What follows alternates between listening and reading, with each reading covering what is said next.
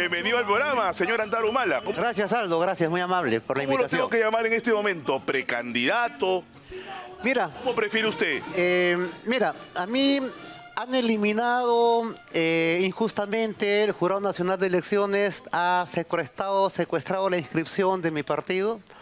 Sin embargo, hasta ahora no se publica la respectiva resolución de baja en el peruano. Es decir, oficialmente seguimos vigentes hasta que se haga la resolución y se hace efectiva al día siguiente. Entonces consideramos que estamos vigentes. Sin embargo, como estamos en el Perú, el Jurado Nacional de Elecciones ha hecho una leguleyada y nos ha sacado del portal. Entonces, esto lo estamos solucionando vía judicialmente en la instancia internacional, pero va por cuerdas separadas. Mientras tanto, estamos incentivando una política de invitaciones, de ser invitados, porque como no tengo partido no puedo hacer una alianza electoral. Ajá. Entonces solamente puedo entrar, mis correligionarios, si el que habla, podemos ingresar como invitados en cualquier partido que nos lo ofrezca y esto se cierra el plazo en noviembre. Entonces, ofertas nos sobran. Simplemente queremos delinear, digamos, cuál es la oferta partidaria más conveniente, más afín al nacionalismo. Entonces estamos en esa... Lo que usted me está diciendo es que si no logra la inscripción, igual va a postular porque va a ser invitado y tiene muchas propuestas. Claro, o sea, a mí no me han inhabilitado, han inhabilitado al partido. Correcto. Entonces, puedo aceptar la invitación, pero se me impide integrar la plancha presidencial. Pero sí se me permite liderar la lista del Senado. ¿Ya? Entonces, pero si se soluciona nuestra petición en el ámbito internacional, en la Comisión Interamericana de Derechos Humanos con sede en Washington, bueno, nos reponen el partido y va con el partido. normal, pero estamos aplicando el plan B. Perfecto. Cuando anunciamos que usted venía al programa, no sabe lo que ha pasado en mis redes sociales. Una locura. Y le digo, para bien y para mal. O sea, había gente que me dice que buena apertura, Aldo, que pues, invites a todos los candidatos, que vayan Tauro Humala al programa. Y otros me decían, que no pase la puerta del canal, no puede entrar. Casi era el demonio. Usted despierta pasiones de ese tipo. Es que el nacionalismo es casi subversivo en un ambiente globo colonial o globo neoliberal, como se respira en el Perú desde el 5 de abril del 92, en que un japonés nos impuso una constitución extranjera, que es el origen del mal del pueblo peruano. Entonces es obvio que o hay odios o hay pasiones, no hay término medio con el nacionalismo. Y por eso usted es consciente de esa resistencia que genera, porque, digamos, si usted aspira a ser presidente del Perú, va a tener que convencer ya a los que van a votar por usted, van a votar por usted. Pero usted tiene que ir a un margen más ancho para intentar conseguir un triunfo electoral. Claro, pero se supone que hay un programa político, ¿no? Y ese programa político, el punto de vista de nosotros, tiene que ser nacionalista y antiglobalista, pro nacional y anti extranjero, si se quiere. Entonces, seguramente con ese programa, para ciertos sectores de la izquierda es atractivo, porque arrancamos de la necesidad de una asamblea constituyente, que es un parteaguas en la política nacional entre derechas e izquierdas. Es por eso que las organizaciones con tendencia izquierdista son las que más se acercan a nosotros. Pero también hay organizaciones de tendencia derechista que también simpatizan más que todo por el aspecto de la seguridad ciudadana. Entonces, el nacionalismo es si bien es cierto, yo como personaje puedo despertar odios y pasiones, pero en sí, políticamente, la posición del nacionalismo en sí es un ente convocante. Derechas e izquierdas se pueden inscribir en el nacionalismo, porque se defiende la soberanía ante todo. Es la primera vez que lo he escuchado varias veces en varias entrevistas, es la primera vez que escucho. ¿Usted se sentaría en una mesa con gente de derecha, de izquierda, de centro sin problemas? Mira, no te digo de derecha, pero digamos de centro, porque, repito, cuando yo arranco de la necesidad de una asamblea constituyente, de un diálogo de todos los peruanos, para empezar, para definir la palabra democracia, que no existe en la Constitución la definición, en ningún código, en el himno nacional, nadie define acá la palabra democracia. Sin embargo, a nosotros nos acusan de antidemocráticos. Seguramente el director del Comercio, el director de Willax, el director de otros periódicos, ellos tienen su concepto en su cabeza, pero no está escrito para todos los peruanos. Abimael Guzmán también hablaba de la República Popular Nueva Democracia, él también tenía en su cabeza el concepto otro tipo de democracia. De democracia. Lógico. Pero Allí, el problema es que ¿dónde está escrito? Porque a mí también me han aplicado que mi discurso es antidemocrático, pero yo le pregunto a los jurados, oye, coñadito, ¿dónde está escrita la definición de democracia? Dime, ¿en qué artículo de la ley de partidos? ¿En qué artículo de la Constitución? ¿En el himno nacional? ¿En qué código? No existe. Pero ahí está el gran problema. Debemos haber un debate nacional, nacionalizar la democracia y ponernos de acuerdo. Por eso yo arranco la necesidad de una asamblea constituyente. Y ahí coincido con la mayoría de las partidocracias de izquierda, más no con la derecha. Pero cuando voy a otro tema, como es el de la inseguridad ciudadana, que hay que meter mano dura, más arriba que abajo, ¿no? Ahí coincido con ciertos enfoques típicos de la derecha. Pero, y también, por ejemplo, yo también abrigo la necesidad de retirarnos de la Comisión Interamericana de Derechos Humanos. Pero coincido con ciertos aspectos de la derecha, pero... ¿En cuáles coincide? Hay una posición de ciertos sectores de derecha de retirar al Perú de la Comisión Interamericana de Derechos Humanos. Yo también coincido en eso, pero en mi caso es para aplicar la pena capital a los presidelincuentes. En el caso de la derecha es para, digamos, meterle más represión a la población. Es la gran diferencia. Para que sea más sencillo, ¿qué es la democracia para Antauro Humala? La democracia es una utopía en el Perú. Acá en verdad es democracia de los timadores. Y como he dicho bien, no está escrita en el Perú. Hemos acá aplicado que democracia es sinónimo de elecciones, que democracia es igual a OMPE. O sea, papelito manda, pabellones falsos. Entonces, yo discrepo de esa definición. Por eso me he ido a los clásicos, ¿no?, griegos, escritos hace 2400 años por gente como Platón, como Sócrates. Entonces ellos definen la democracia, que me la sé de memoria, tanto la he leído en la cárcel. Entonces la definición es cuando los pobres del país, después de vencer a los ricos, a algunos les dan muerte y a otros les reservan puestos de gobierno, que en este sistema suelen darse, no dice elecciones, dice por sorteo. Entonces ahí me parece más coherente que sea así, porque si fuera democracia igual a elecciones, entonces Jesucristo fue asesinado, crucificado democráticamente, porque cuando Poncio Pilatos, ¿no?, encuesta a la población judía a quién crucificamos, a Barrabás, delincuente común, o al delincuente político Jesucristo, unánimemente la población eligió a Barrabás. Y cuando Poncio Pilatos les pide recapaciten, se trata de Jesucristo. Ratificado en segunda vuelta, Jesucristo es culpable. O sea, por la democracia Jesucristo es bien crucificado. Entonces yo tengo mis dudas.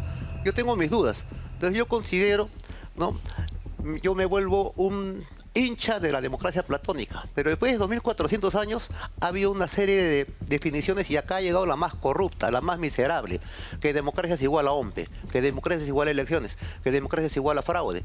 Entonces estamos viendo los resultados acá. Puros presidelincuentes, de derecha como de izquierda, de hace 30, 35 años. O sea, en el concepto de democracia de Antauro Humala, ¿no debería haber elecciones? Yo he salido de la prisión y cuando transcurrí las puertas de Piedras Gordas dije varias cosas, entre ellos que yo, después de intentar cambiar a mi país por vía de las armas, por vía de la rebelión, 2 veces, en la rebelión de Locumba contra Fujimori, en la rebelión de Andahuaylas contra Toledo, ambos presos, me había costado caro, me había costado prisión y ahora recuperaba después de 18 años mi libertad. Entonces, así como sucedió en Sudáfrica, así como sucedió en Uruguay y así en Venezuela, insurgentes que salen de las cárceles y entran al Estado de Derecho, reconocen las reglas ompenianas, por más injustas que sean, por más ridículas que sean, por más estafadoras que sean, pero se le puede ganar al monstruo. Entonces, siguiendo esos ejemplos externos, acá en el Perú hicimos lo mismo. Inscribimos nuestro partido legalmente, reconociendo las reglas del Estado contra el cual anteriormente nos rebelamos. Y cumplimos al pie de la letra, por eso que salió una resolución del peruano, del Jurado Nacional de Elecciones, dándonos la inscripción. Como yo tengo un discurso que es nacionalista y por consiguiente es hereje en un escenario donde prima el globo neoliberalismo o la actitud pro extranjera y antinacional, entonces este es mi discurso que reivindica, digamos, hacer un acto de justicia ante el pueblo peruano, como es la pena capital para los presidentes habidos por traición a la patria, no por corrupción, pero para nosotros lavajato es traición a la patria, más allá de corrupción. Entonces, para nosotros es importante para entrar a una etapa de refundación republicana, porque las grandes revoluciones, que es lo que buscamos, son ante todo grandes procesos psicológicos populares. El pueblo peruano debe entrar en modo revolución y la única manera para despertarlo es hechos contundentes. Las grandes refundaciones tienen hechos contundentes. La República India se origina con el mito de Manco Cápac y Mama Ocho. En 1532 es reemplazada por la República Española, Almagro, Pizarro. Y el gran signo de los tiempos es el asesinato de Néstor Inca, que paga rescate y los secuestradores pagan rescate y encima lo asesinan. Casi como los retacos, pero tienen monumentos en Lima. Eso es relevado en 1824 en los campos de Junín, Ayacucho, vía la lucha armada por la República Criolla. 201 años, San Martín y Bolívar, en un proceso dialéctico de nacimiento, vida y muerte, ya han fracasado, ya está en extrema unción. Y el gran síntoma son los últimos 30 años de puros presidentes de la DIROES, de derecha como de izquierda. Entonces, para nosotros, este es un síntoma de refundación. Estamos viendo cómo está el Estado. Los tres poderes están putrefactos. Todas las cimas es el centro de la delincuencia, en Palacio de Gobierno, Congreso y Poder Judicial. Y además el cuarto poder, que también desfilaron sus broadcasters por la salita del CIN de Montesinos. Hasta ahora el pueblo peruano tiene en la memoria imagen, sí, las torres de dólares de Chus, de Cárdenas Chus, de Barusivich, toda esa gente. Y esa televisión hasta ahora sigue vigente. Es por eso que yo proclamo la necesidad de expropiar la señal abierta, los canales como América TV, Frecuencia Latina, todo eso que he dicho que se echaron a Montesinos, son parte de la hecatombe, son parte de la corrupción, son parte de la traición, tienen que ser expropiados y entregados al pueblo organizado, a la sociedad popular civil organizada. Canal 2 para los sindicatos, Canal 4 para las universidades, Canal 8 se reparte a toda la sociedad popular civil organizada, que a mí me parece más democrático y más justo. Perfecto. Yo le hago una pregunta cortita antes de entrar a la secuencia No te sobres, porque cuando lo escucho y usted me dice todo este rollo de las elecciones, que lo entiendo, es su tema, un votante que no es su votante y que en algún momento, en una segunda vuelta, imaginemos, puede decidir votar por Antauro Humala, puede decir, pero si él está hablando de que las elecciones no son justas, de que el AOMP, todo, va a intentar ganar para quedarse 15, 20 años en el poder. No, porque si yo he salido de la prisión, he dicho que acepto las reglas del Estado de Derecho contra el cual me rebelé, tengo que cumplir. Obviamente yo sé que cuando alguien está en el poder, creo que lo dice la historia, no siempre está la tentación de quedarse y alterar las reglas de juego. Sí. Pero yo te digo que ese no es mi actitud. No es su, porque sería lo mismo que le criticaba usted a Fujimori, ¿no? Mira, Fujimori gobernó 10 años en el país. Hubo una tercera reelección que fue aceptada por toda la clase política representada en el Congreso y por todos los generales que firmaran el acta de sujeción. Pero hubo un grupo de reservistas y oficiales de rango medio, como el que habla, que nos rebelamos, no en Andahuaylas. 5 años de Andahuaylas yo lideré otra rebelión contra Fujimori, contra Alberto Fujimori, y esa rebelión contribuyó decisivamente a la huida del japonés, más que la marcha de los 4 suyos, más que el video Curi y Montesinos, porque si bien es cierto, contribuyeron tremendamente a esos actos, fue en plena rebelión etnocacerista que Fujimori finalmente huye al Asia, huye al Japón. Entonces, yo te digo que en los hechos yo he sido consecuente, ¿no? Consideré que en ese momento en que el Estado peruano, en la década infame en que gobernaba el japonés con su socio que está ahorita preso en la base naval Vladimiro Montesinos, todos los militares del grado de generalato se habían echado del ejército, la marina y la aviación. O sea, mientras ellos firmaban el acta de sujeción, los etnocaceritas nos rebelábamos. Nos costó prisión, pero fuimos amnistiados por el Congreso por Valentín Paniagua. Valentín Paniagua se comunicó con nosotros en plena rebelión, y ha huido Fujimori y nos sugirió que era más fácil para él amnistiarnos mientras más rápido depongamos las armas, los pocos fusiles que nos quedaban. Y las depusimos y efectivamente cumplió Paniagua y fuimos amnistiados por el Congreso. Estuve preso 18 días en el Real Felipe. La segunda rebelión contra Toledo 5 años después ya no me costó 18 días, me costó 18 años. Y hubieron 2 intentos de amnistiarme, de indultarme, pero los 2 fracasaron. Y el último que fracasó fue el de Pedro Castillo, que prometió 2 veces con palabra de maestro indultarme, bueno, pero finalmente me comí la cana hasta el último día. Pena Realmente cumplida. no lo hizo. No lo hizo. Su hermano tampoco. Mi hermano tampoco lo hizo. tampoco lo hizo, porque Alan García le ofreció indultarme, pero él se negó, ¿no? Y ahora, cosas de la vida, ahora él está en la prisión y yo estoy en libertad. Muy bien, vamos a continuar ahora con No Te Sobres. Hoy con Antauro Humala, aquí en Habla señor. Chin. Uy, que viene la secuencia. No te sobres. Preguntas. Antauro, señor, estas preguntas son del equipo de producción. Hay preguntas de las redes, hay preguntas de la calle. Todo el mundo le quiere preguntar algo, así que es un juego. Esto le pido que escoja un color de sobre: verde, rosado, crema, celeste o amarillo.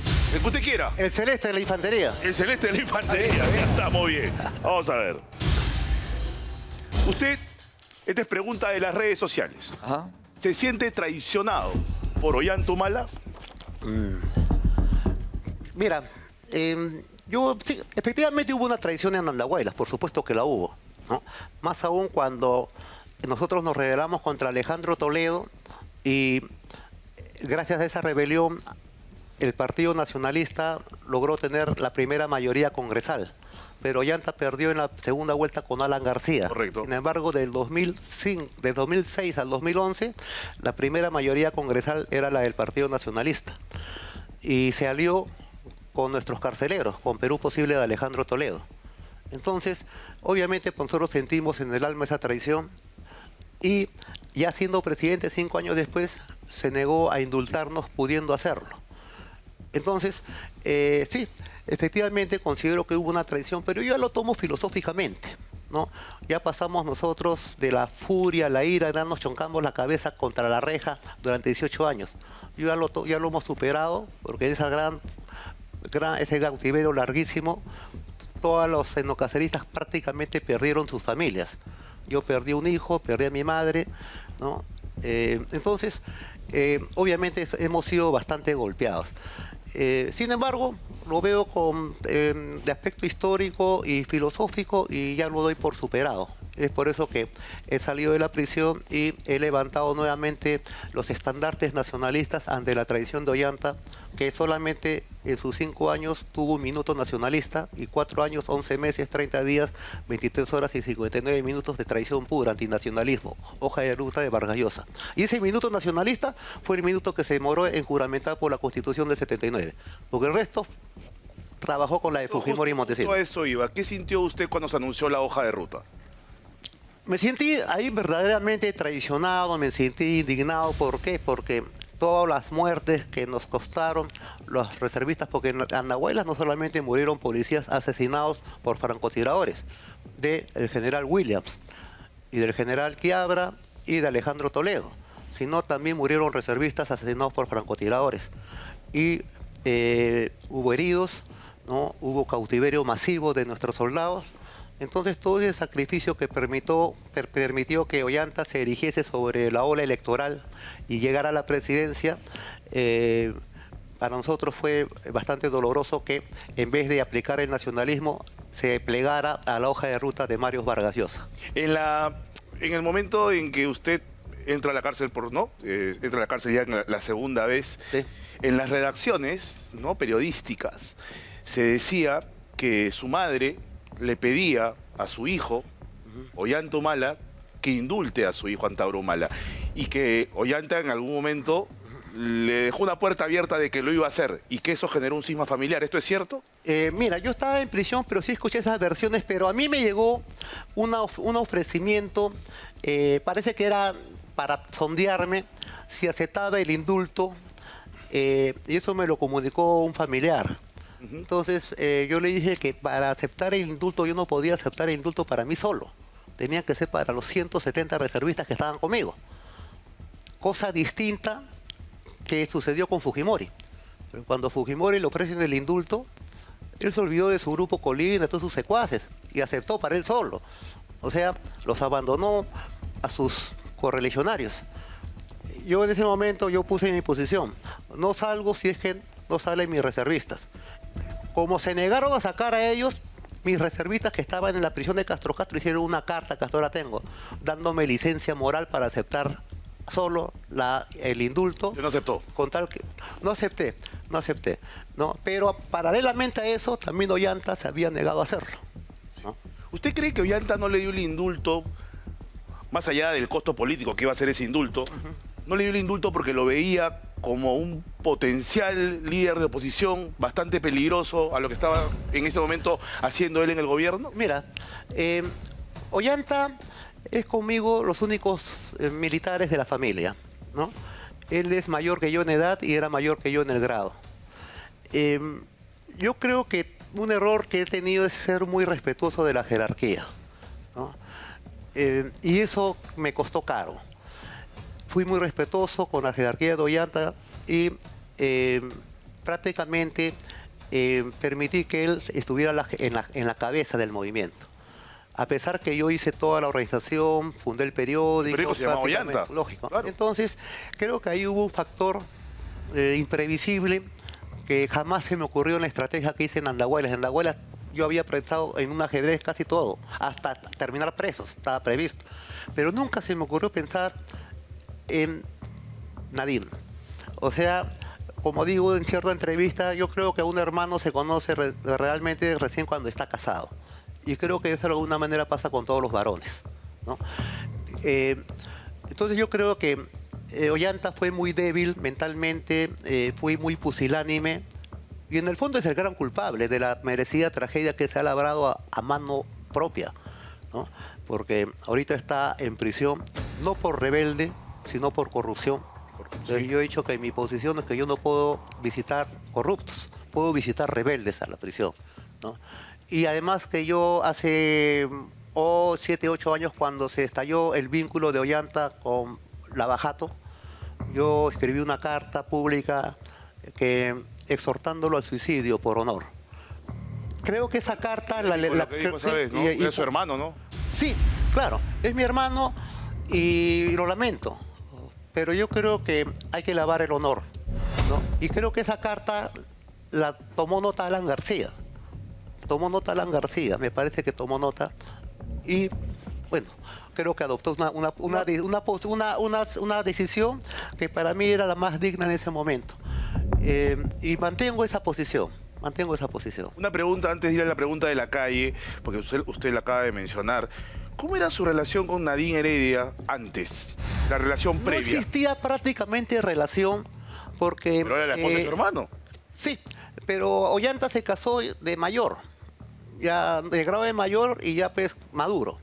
Entonces, Nadine Heredia, por Heredia, es prima lejanísima de mi madre, que es Tasso Heredia. Y es el típico pariente que uno conoce y recién se entera que es pariente cuando tú lo conoces ya de viejo. Aparece a los 40, 45 años. Entonces, nunca supe que existía. Entonces, se casó con Ollanta y prácticamente es... en mi familia siempre nosotros nos hemos guiado por ideales intelectuales, culturales, quijotescos, que tú quieres. Y se respeta, como que también hay otros humanos, otras familias, otras personas que son la mayoría que son más sanchopancescos, más materialistas. Entonces, Nadine es de ese tipo, ¿no? Y Ollanta es término medio, y yo soy netamente idealista. Entonces... Pero así fue siempre, desde que usted vio que iba a ser la esposa de su hermano. No, que prácticamente yo no tuve relación con nadie. Nada. Para mí una NN y no tenía injerencia alguna ni en el periódico ni en el partido. Es más, cuando lo iba a visitar esporádicamente Ollanta, cuando todavía no surgía el Andahuaylas, no estábamos enemistados, ¿no? Nadine sabía que no podía participar, porque ella no existía en el partido mientras yo esté en libertad. Eso yo lo tenía bien claro. El problema es que la gente a veces piensa que la gente es como uno, y la gente no es como uno, ¿no? Entonces, cuando hago el Andahuaylazo y caigo preso, prácticamente le dejo el partido en bandeja a Ollanta, y Ollanta se deja subyugar por Nadine. Entonces, obviamente hubo una animadversión hacia mi persona, y para ellos, particularmente para Nadine, ellos quisieran que los etnocaceristas nos murramos en prisión. Es por eso que no hubo indulto. Fueron prácticamente nuestros principales carceleros. Y todos los que nombraron carceleros del INPE terminaban siempre de ministros, de asesores, como Pedraza, como... Bueno, muchos presidentes del INPE terminaron... O sea, mis carceleros eran premiados por Ollanta y Nadine. A ese extremo se llegó. Es por eso que no me indultaron. Yo he salido por pena cumplida con redención, porque tampoco Pedro Castillo me indultó. He comido la cana hasta el último día. Vamos con preguntas de la calle para Antauro Mala. Adelante. ¿Considera usted que liderar es imponer? En cierta manera, en ciertas emergencias históricas, cuando Roma estaba en peligro de invasiones, el Senado romano, o sea, la democracia romana, tenía la necesidad, a veces por emergencia nacional, de nombrar un dictador para que librase a la nación de ese gran peligro. Entonces la señora, la compatriota, me hace esa pregunta. A veces liderar es imponer por necesidad nacional. Mire cómo Stalin, como libera la gran guerra patria rusa, Stalingrado, todas esas batallas. Si no había liderazgo, si no se imponía, la URSS desaparecía. Pero eso se da en excepciones. Normalmente liderar es vía democrática, vía por consenso, vía por debate. Esa es mi posición. Democrática, elecciones, balance de poderes, digamos, ¿no? Yo creo que más que te uso competencia de ideas, polémicas, debate nacional, ¿no? Debate nacional, Debate en su nacional. caso, Asamblea Constituyente. Yo soy un partidario, yo creo de que ahorita estamos en un momento constituyente en el Perú. Es necesario. Y de eso no quiere saber nada la partidocracia de derecha. Y ese es un gran problema para el país, ¿no? Es más, ha habido iniciativas de un tal, bueno, he visto por ahí un proyecto de ley para que nunca más se haga una asamblea constituyente en el Perú. Y ahorita hay una comisión permanente de no más de 20 congresistas que están legislando todos los días como si fueran asamblea constituyente. Dan leyes, derogan leyes. Es decir, en verdad estamos bajo una dictadura. O sea, esto de democracia solamente tiene el nombre. O sea, imaginando un gobierno de Antauro Humala, imaginando que usted gana las elecciones, estamos imaginando que en principio quiere una asamblea constituyente, ¿no? Reformular la Constitución, reforma del Poder Judicial. Si nuestro bloque patriótico, porque estamos hablando de un bloque patriótico con 2 o 3 partidos, ¿no? Logra ser honrado por la votación popular. Nuestra posición que le hemos proclamado es en el acto, instantáneamente, no derogar, desconocer la Constitución de Fujimori y de Montesinos. Porque si derogamos, estamos reconociendo todo lo actuado en los últimos 30 años de saqueo y seríamos cómplices. Entonces tenemos por necesidad que desconocer. Eso tampoco es algo ilegal, porque si tú lees la Constitución anterior, su último artículo, que es el 373, establece que esa Constitución sigue vigente y que no reconoce cualquier golpe de Estado como el de Fujimori. Y los golpistas como Fujimori y sus sucesores, como todos los presidelincuentes habidos hasta ahorita, si es que no reponen la Constitución del 79, deben ser sancionados. Usurpadores y sucesores. Entonces hay una ley que nos ampara. Y encima hay otra ley ya dentro del periodo Fuji-montesinista, que es el actual, que es la ley 27600 del 15 de diciembre del 2006, ya gobernando Toledo, ya vigente la Constitución, que establece...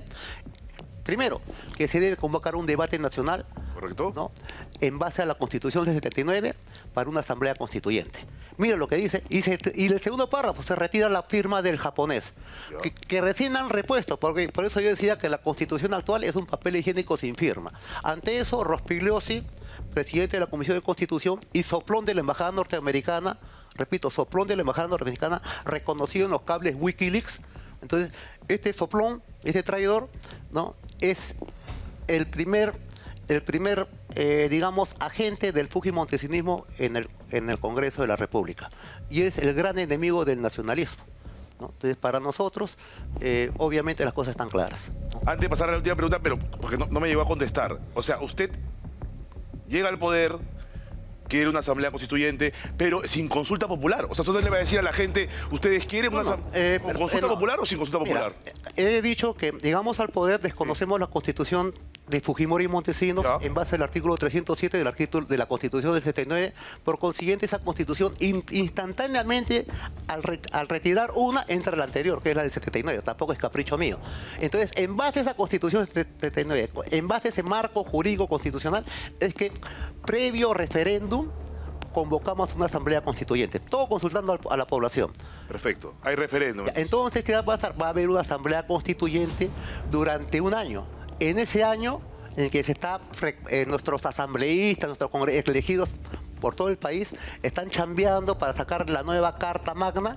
En ese interín, mientras tanto, debe regir la Constitución del 79 con su artículo 307. Entonces, para nosotros no hay mejor salida legítima. Es lo más legítimo, lo más lógico, lo más constitucional y lo más democrático. Yo considero que el nacionalismo con esta propuesta somos los abanderados de la democracia, del constitucionalismo en el Perú. Mira, la izquierda del poder con Perú Libre, partido marxista, leninista, marateísta, ha fracasado en el poder, Ya. porque entraron una plancha compuesta por Castillo, Cerrón y Boluarte. Boluarte. Ellos se presentaron solitos y los tres ahorita se acusan de traición. Los tres se acusan de traición ahorita. Y uno está preso, el otro está prófugo, el otro está por entrar a prisión. Entonces, ellos fracasaron porque quisieron cambiar la Constitución o hacer una asamblea constituyente dentro del marco de la Constitución de Fujimori y Montesinos y perdieron.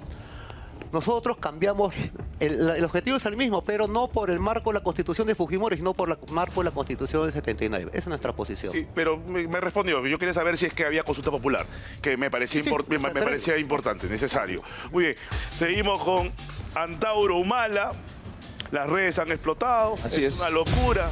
La gente lo quiere, lo odia. Es una cosa impresionante. Está bien, ¿no?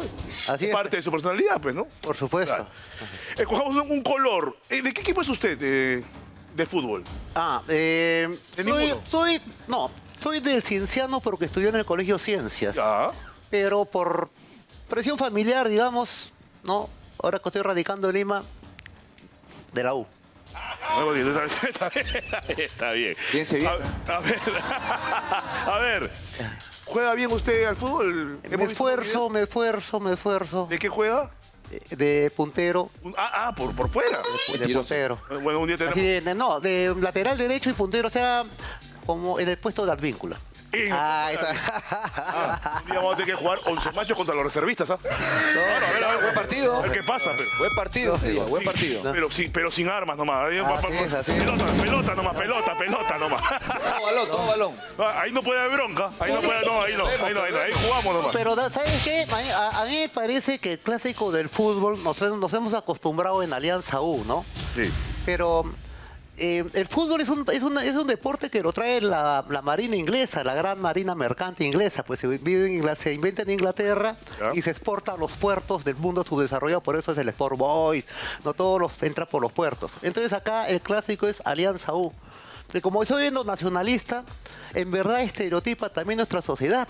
Porque es la U, Alianza, es la confraternidad entre, digamos, el Perú ha tenido aporte negro, aporte blanco, aporte amarillo y aporte cobrizo. Claro. Entonces, sociológicamente o étnicamente se puede ver que el fútbol refleja la realidad peruana, porque es los amos blancos contra sus esclavos negros, históricamente confraternizando históricamente en el deporte rey que es el fútbol. Quizás antes, Pero ¿no? yo creo, pero eso es el transporte sociológico, Claro, es la sí, realidad. el fondo, pero sí. yo creo que ahora que está más cholificada la sociedad, estamos del siglo XXI, el clásico debería replantearse. Debería ser un equipo del Perú profundo, del Cusco, como el Cienciano, con el mejor representante del centralismo limeño, que podría ser la Alianza o que podría ser la U. Podría ser. Eso es algo hereje. Sí. Reconozco, pero... Como el clásico a del eso- sur, que es Melgar con Cienciano, digamos. Claro, pero el clásico nacional no pueden ser dos equipos de Lima. Porque cuando yo veo en los periódicos, cuando juega Alianza con el Cienciano, juega Alianza con el UTC, toda la prensa limeña utilizan o se refieren a los equipos provincianos como si fueran extranjeros. Perdió la U, casi gana la U, casi gana la Alianza. El enemigo es el equipo de provincias. Entonces yo como de ascendencia provinciana, yo no estoy muy de acuerdo con el clásico actual. Creo que el clásico debe ser más peruano, más peruanizarse más y representar al Perú profundo con el Perú limeño. Perfecto. Rosado, crema, verde o amarillo. Verde, militar. Verde militar. ¿Se considera una persona radical, Antauro Humala? Mira, radical viene etimológicamente de la palabra raíz, no necesariamente es extremo. Mucha gente piensa que ser radical es ser extremista, no. Radical viene de la palabra raíz, bien sustentado, bien fundamentado. Entonces, yo creo que sí soy un radical del nacionalismo, porque ese es mi discurso, no de ayer, sino desde que entré en política exactamente hace 25 años. No en un club de amigos, sino en una rebelión, que fue en Locumba. Y mantengo ese radicalismo etnonacionalista. No he cambiado mi discurso por más que me han sometido a 18 años de cautiverio, haber sido traicionado, ¿no? Me han quitado ahorita el partido. Sigo con el mismo discurso, con el mismo radicalismo, con el mismo basamento. Y así voy a morir porque me identifico de vida con el nacionalismo peruano. Perfecto. Rosado, crema o amarillo. Crema. Crema, ahí está. Ya se decidió. De llegar a un posible gobierno de Antauro Humala, ¿usted estaría dispuesto a conciliar, a convivir, a conversar con otras ideologías? Por supuesto, claro que sí. Por eso lo pertinente de una asamblea constituyente. En la Francia de hace casi 250 años hubo una crisis tremenda y se hizo una figura de una asamblea general, allá le llamaban los estados generales. Se juntó toda la sociedad civil francesa y llegaron a la conclusión que había que refundar. Decapitan a un rey, a una reina y sale la República Francesa. Creo que una situación similar estamos en el Perú, ¿no? Se necesita hacer una asamblea de estados generales. Y en esa asamblea de estados generales todas las ideologías se van a confrontar, van a polemizar. Y a mano alzada saldrá la más popular. Yo sí soy partidario de eso. Entonces cuando me dicen si puedo dialogar con otras ideologías, por supuesto. El problema es que conmigo no lo dialogan. A nosotros nos meten presos o nos quitan el partido, ¿no? O nos meten leguleyadas. Entonces esa es la situación. Perfecto. Última. Rosado o amarillo, porque después quiero conversar. Voy a sacar papelitos de ahí. Quiero conversar ya sobre su plan de gobierno. Amarillo. Amarillo. Uy, qué pregunta tan difícil. A ver. ¿Existe alguna posibilidad de que usted en algún momento de su vida se reconcilie con su hermano Ollanta Humala? Creo que no. Creo que no, porque mira, ha sucedido tanto daño que a veces es irreversible. En estos 18 años de cautiverio, 170 familias de soldados reservistas fueron destrozadas. Repito, yo perdí a mi hijo estando en la prisión, ¿no? Bueno, la madre también la perdimos. Entonces, ¿yo cómo quedaría con mi hijo? ¿Cómo quedaría con el alma de mi hijo si me reconcilio con el traidor? Entonces, yo por eso lo veo improbable.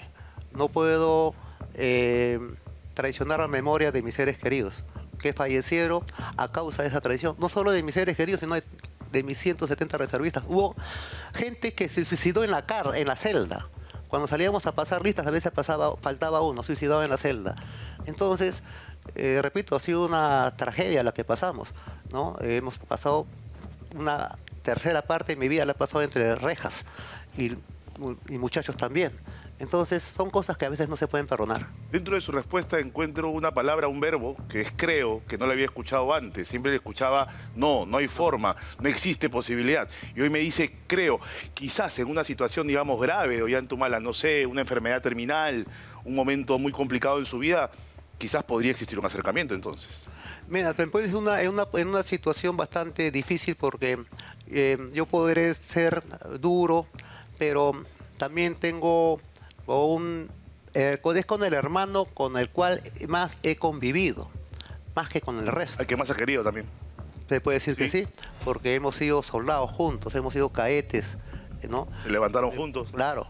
Entonces, obviamente es una situación, es prácticamente una tragedia, y las tragedias no son agradables, ¿no? Repito, yo lo exhorté al suicidio por lo de Lavajato. Esa es mi posición. Creo, repito, que otro presidelincuente como Alan García fue el que tomó el consejo. Y ese consejo lo dejo ahí todavía. Es decir, de todos los presidentes de los últimos 30 años, quizás el único que usted respeta es a Valentín Paniagua. Tuvo un gesto con nosotros, debo reconocer que cumplió su palabra de amnistiarnos, ¿no? De indultarnos. Perdón, amnistiarnos. Nosotros fuimos amnistiados por el Congreso.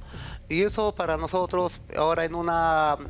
bueno, es un hecho que cumplió su palabra. Entonces, pero nosotros también fuimos cándidos en ese tiempo porque estábamos en Locumba hace 25 años, éramos más muchachos, todavía no se me caía el pelo, todavía no tenía pelo blanco, ¿no?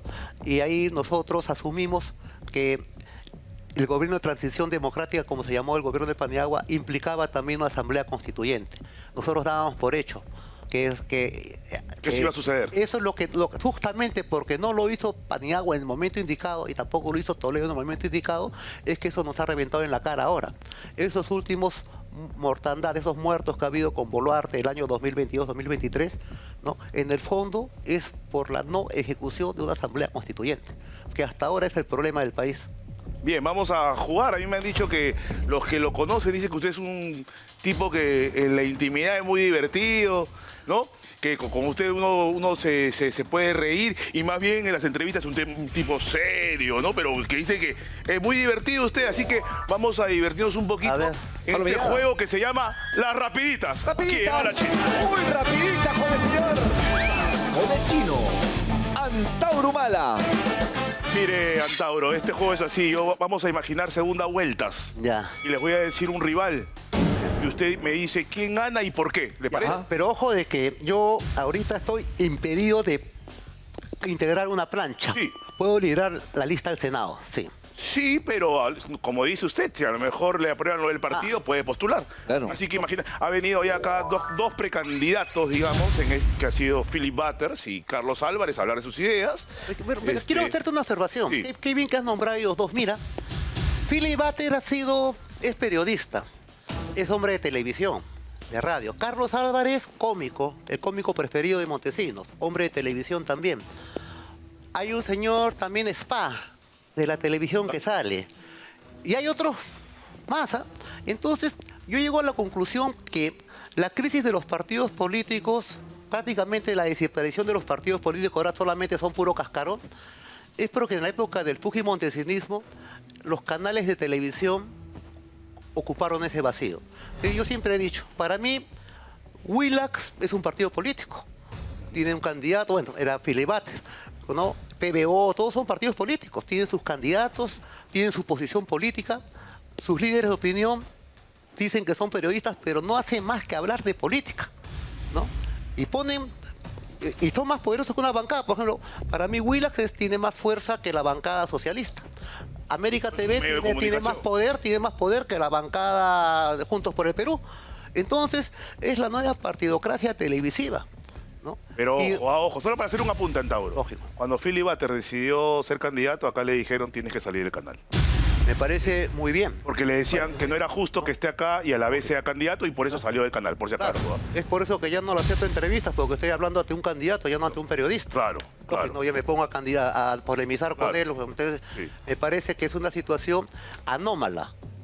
Sí, pero también estamos con que todo el mundo tiene derecho a postular, ¿no? Por Tienes que supuesto. tener 35 años, ser peruano, Pero- tener DNI, Claro. puedes postular. Lógico. ¿No? Muy bien, nos ponemos menos serios, Sí, señor. Antauro, y vamos a imaginar segunda vuelta. Distendidos. ¿Quién gana y por qué? ¿Quién? ¿Antauro Humala ¡Oh! ¿Quién? Sí.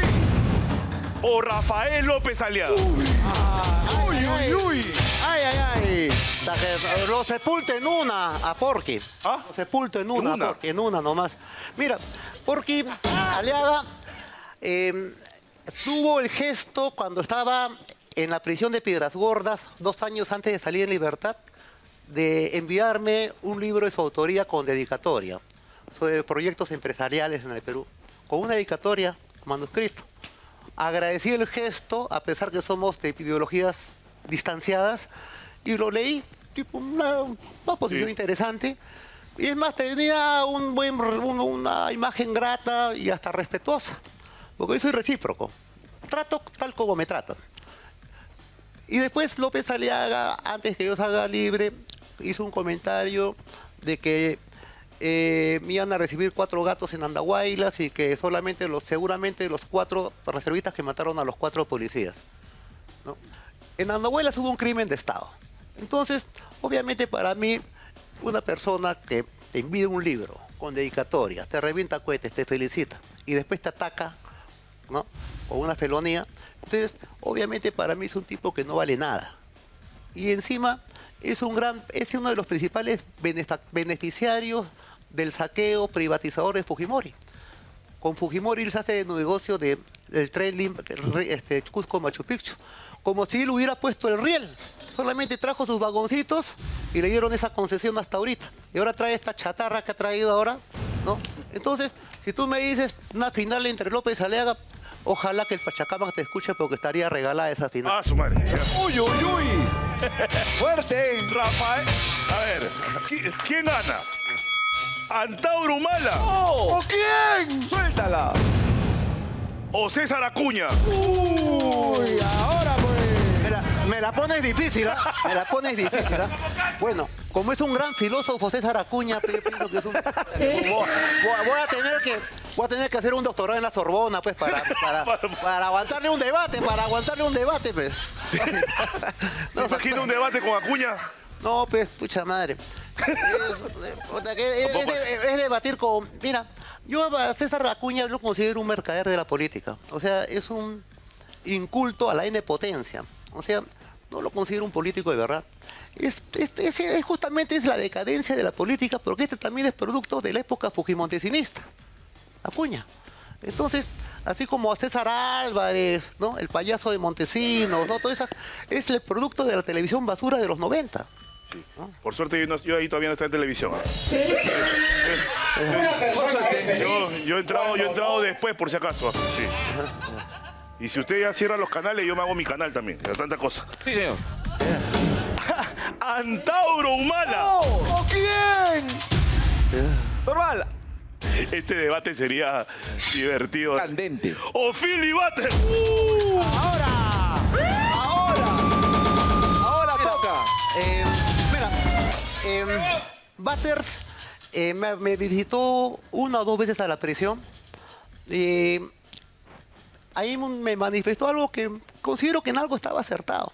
Me dijo, Antauro, tú eres un nacionalista de izquierda, yo soy un nacionalista de derecha. Me lo dijo. Entonces yo es por eso que me pongo a pensar que el nacionalismo, no como personas que yo puedo representar, sino como posición política, es una posición convocante. Banderas de izquierda y hasta ciertas banderas de derecha, siempre y cuando sean patrióticas.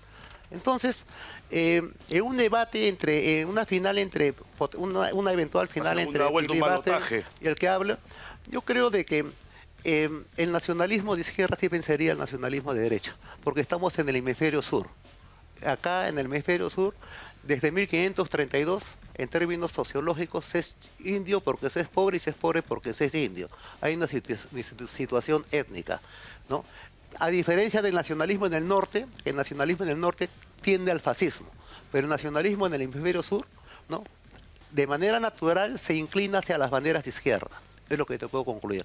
Y estamos viendo ahora, ¿no? En el escenario actual del país, yo creo que por factores tan diversos como el COVID, como el fujimontesinismo, la bajato y todo el hartazgo del sistema, creo que el pivote central de la política nacional se ha inclinado más hacia sectores de izquierda y nacionalista que hacia la derecha.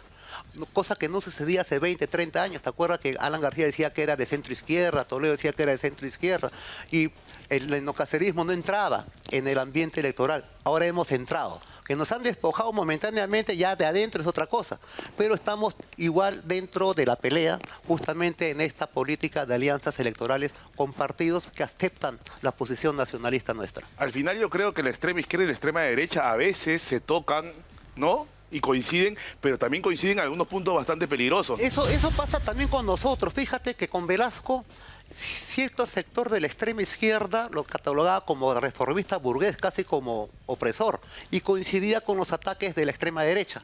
Ahora nosotros que estamos planteando un bloque nacionalista y a la vez izquierdista, en las izquierdas peruanas, porque hay que hablar de izquierdas, no una izquierda, hay un sector que igual que con Velasco nos atacan, con los mismos argumentos que nos ataca las editoriales diarias del comercio.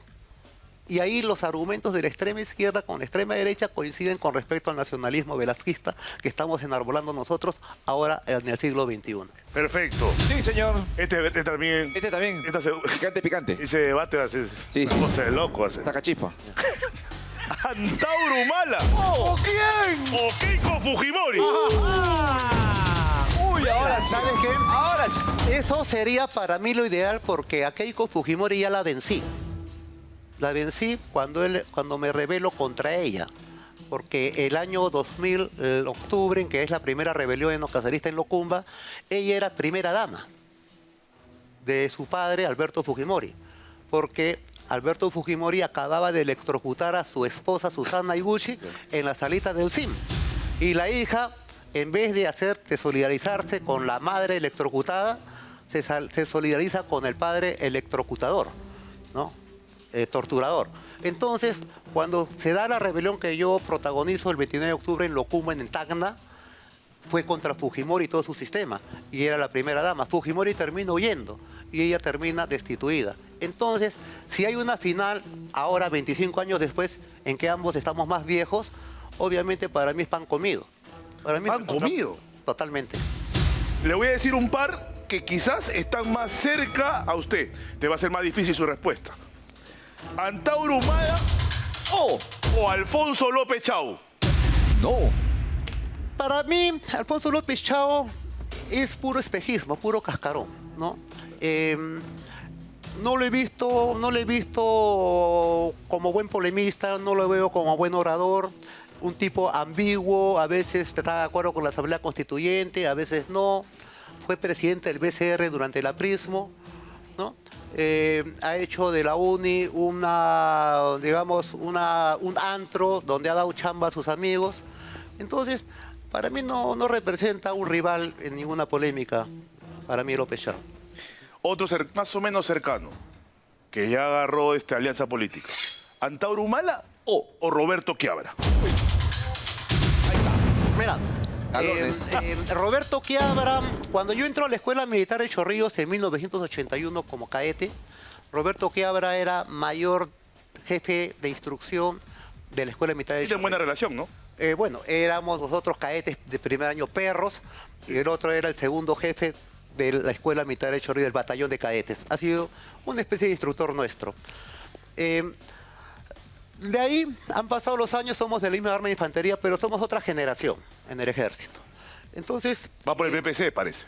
Claro, va por el PPC. Sin embargo, yo con Quiabra tengo una relación, porque cuando yo inicio y creo la logia enocacerista en el ejército peruano, él era asesor de Hermosa Ríos. Roberto Quiabra, en los años 90, fines de los 90, era asesor personal del general victorioso Hermosa Ríos, el socio de Vladimiro Montesinos. Pero le está metiendo un golpe bajo ahí. No, es la realidad. Y es público, en el ejército es público.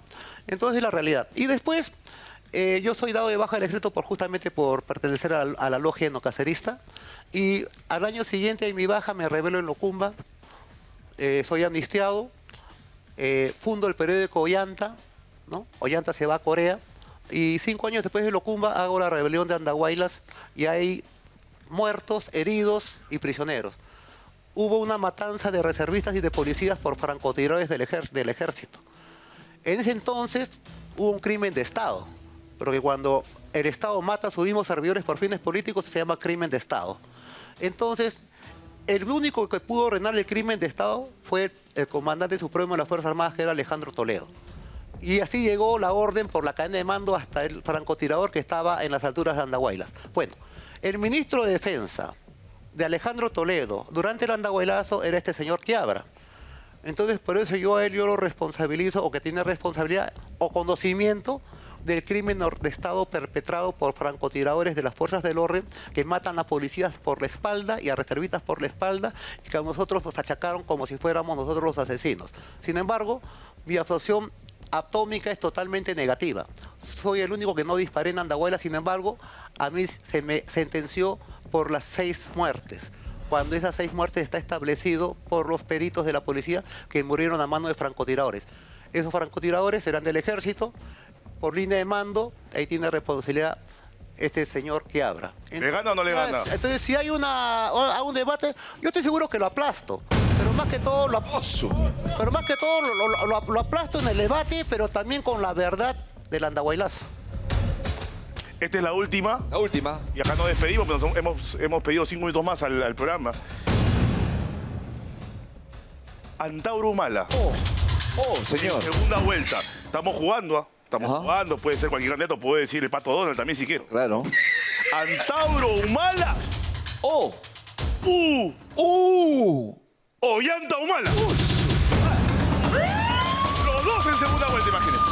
Bueno, primero que ese es algo... Tenemos 10 segundos, Ya, Santa. pero eso es irrealizable. Eso es irrealizable. Pero si pasara. Antauro Humala. ¿Gana Antauro? Totalmente. Un aplauso para Antauro Humala, muchas gracias por estar en el programa. Muchísimas gracias, de verdad. Bueno, Sí. gracias. Nuestro presidente, el señor Antauro. Allá. Ah, Bueno, Aldo, te enseño este libro Sí. de la Guerra de Santa, la iglesia tahuantinsuyoana. Muchísimas Para gracias. que entres al culto al Pachacama. Pues. pero me lo puedes firmar después, ¿no es cierto? Lo voy a hacer de todas maneras. Muchísimas gracias.